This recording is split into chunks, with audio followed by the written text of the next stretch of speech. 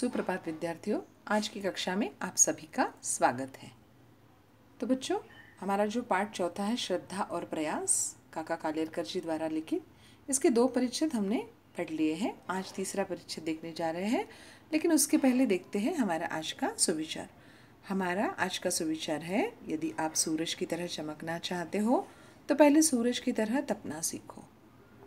बच्चों, हर किसी की ख्वाहिश होती है कि मैं कक्षा में अव्वल आऊँ, मुझे सबसे अच्छे ज़्यादा अंक मिले, मेरे परीक्षा के परिणाम अच्छे हो, मैं अपने माता पिता का नाम रोशन करूँ। ये सब इच्छा यानी सबका एक ये होता है सपना। लेकिन उस सपने को पूरा करने के लिए, कक्षा में अव्वल आने के लिए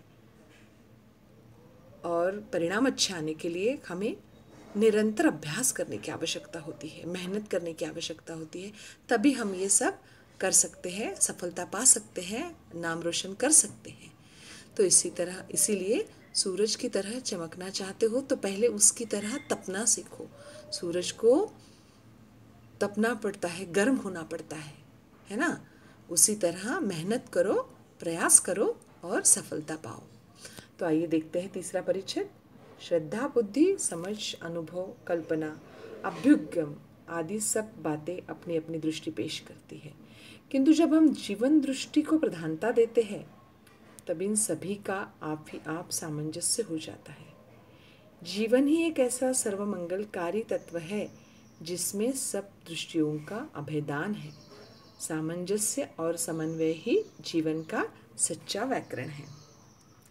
तो काका कालेरकर जी जो है वो कहते हैं कि जब हम कोई काम करने जाते हैं तो उसके अंदर हमारी श्रद्धा कितनी है, हम हमारी बुद्धि का कितना उपयोग करते हैं, हम उस चीज़ को कितना समझ पा रहे हैं, हमारे अनुभव क्या है उस चीज़ के बारे में जो हम करने जा रहे हैं। ये कल्पना यानी हम उसके बारे में क्या कल्पना करते हैं, हम आगे का क्या सोच सकते हैं। यानी हम अगर ये कार्य करते हैं तो इस प्रकार होगा और अंत में ये कार्य इस प्रकार सिद्ध होगा। और फिर अभ्युपगम यानी अंगीकार करना, अंत में उस कार्य का अंगीकार करना यानी उस कार्य को अपने आप में समा लेना। यदि सब बातें अपनी अपनी दृष्टि पेश करती है, किसी कार्य को करने के लिए उसका अंगीकार करना भी आवश्यक होता है, उसे स्वीकार करना भी आवश्यक होता है। ये श्रद्धा, बुद्धि, समझ, अनुभव, कल्पना, अभ्युपगम, ये सब चीज़ों का अपना अपना दृष्टिकोण होता है। यानी हमें किसी विषय का जिस पर हम कार्य करने जा रहे हैं उसको हम इन सब की दृष्टि से देखते हैं। श्रद्धा, बुद्धि, समझ, अनुभव, कल्पना की दृष्टि।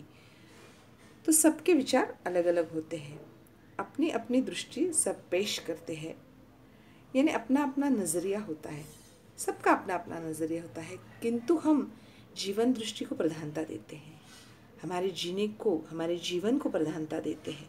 तो फिर इन सब चीज़ों का आप ही आप में सामंजस्य हो जाता है ना। हम सबसे अधिक प्रधानता किसे देते हैं, हमारे जीवन को देते हैं, और फिर इन सभी चीज़ों का आप ही आप सामंजस्य हो जाता है।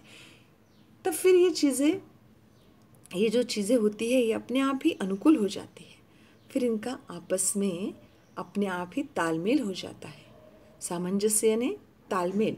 हमारा जीवन जो है वो सब अच्छा करने वाला तत्व है, यानी सर्वमंगलकारी तत्व हमारा जीवन जो है वो है।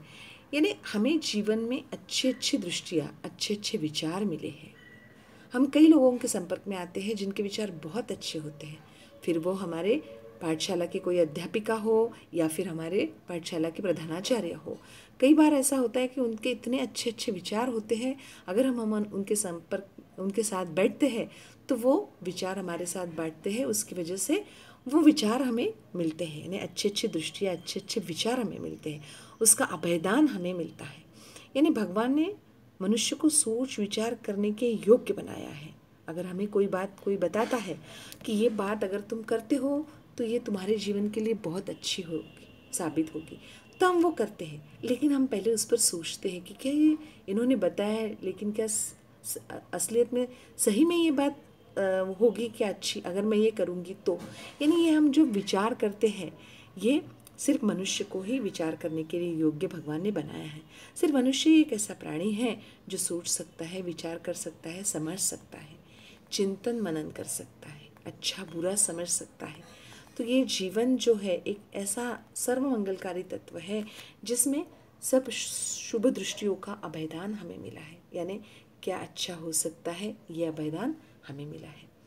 भगवान की तरफ से हमें क्या अच्छा है, क्या बुरा है, ये सोच विचार करने का अभयदान हमें मिला है। यानी अभयदान मिलना यानी क्या कि जैसे ईश्वर ने तुम्हें अच्छी बुद्धि का अभयदान दिया है, तुम्हें विरासत में अच्छी बुद्धि मिली है, तो सामंजस्य और समन्वय ही जीवन का एक सच्चा व्याकरण है। सामंजस्य और समन्वय क्या है? जीवन का एक सच्चा व्याकरण है। यानी जीवन, अगर हम जीवन में सभी चीज़ों में, सभी विषयों में सामंजस्य बिठा ले, तालमेल कर ले, समन्वय बिठा ले, तो उसके साथ में और आपस में सामंजस्य कर ले, यानी उसके अनुकूल हो जाए, यानी वो चीज़ जो हम कर रहे हैं उसके अनुकूल हम स्वयं को बना ले, तो इसे हम जीवन का सच व्याकरण कह सकते हैं। बहुत बार ऐसा होता है बच्चों कि हमारे साथ जो हमारा मित्र होता है या हमारे कक्षा का कोई छात्र ऐसा होता है कि जिसके साथ हमारे विचार नहीं जुड़ते हैं, लेकिन उसकी कुछ आदतें होती है या उसका एक स्वभाव होता है, उसकी सच बोलने की जो आदत है वो हमें बहुत अच्छी लगती है। पर बहुत बार ऐसा होता है कि उसके अनुकूल हम हमारे विचार बना लेते हैं, है ना। तो फिर हम क्या करते हैं, हम सामंजस्य कर लेते हैं, है ना। हम उस पर झगड़ा नहीं करते कि तुमने ऐसा सोचा, ऐसा क्यों सोचा, मैं तो ऐसा नहीं सोचता है, और हम समन्वय कर लेते हैं। तो इसी का नाम फिर जीवन हो जाता है।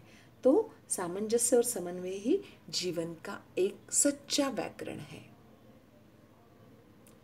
तो बच्चों, आज के लिए बस इतना ही। अगला पाठ हम अगली तासिका में देखेंगे। धन्यवाद।